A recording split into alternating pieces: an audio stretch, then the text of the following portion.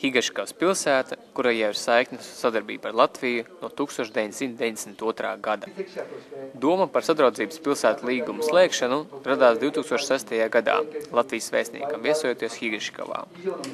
Šī gada 17. jūlijā Higaškavas domē notika svinīga sadraudzības pilsētu līguma parakstīšanas ceremonija.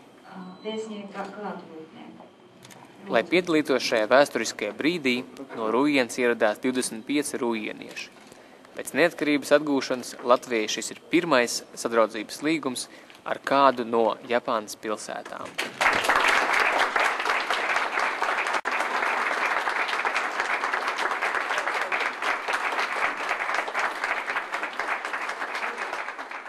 Dāvanu apmaiņas laikā Higaškavas pilsēta uzdāvināja Hinaleļu komplektu, ko izmanto meitiņu svētkos, un karpu karogu, kas tiek pacelts zēnu svētkos, tā novēlot Rujienas bērnu izturību un izaugsmi. Rujienas higaškaviešiem laipni dāvāja Rujienas novada tautas tēvu.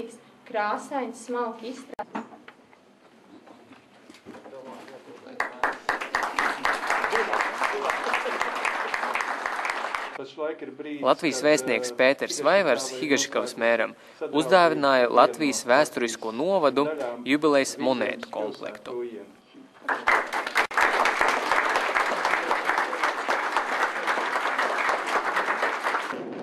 Rujienas pilsēta atrodas vis tālāk Latvijas ziemeļos, un tajā ir attīstīta lauksaimniecība un kokapstrāde. Rujiena ar Higaškavu vieno bagātas kultūras tradīcijas. Šajā vēsturiskajā dienā notika arī no Rujienas saņemtā ūdens pumpļa atklāšana, kas simbolizēs abu pilsētu satraucību. Mērs Guntis Glatkins paskaidroja, ka Rujienā šāds pumpis ir uzstādīts netālu no vienas bankas, un nofotografēja to kopā ar banku, tas tiek nodēvēts par naudas pumpu.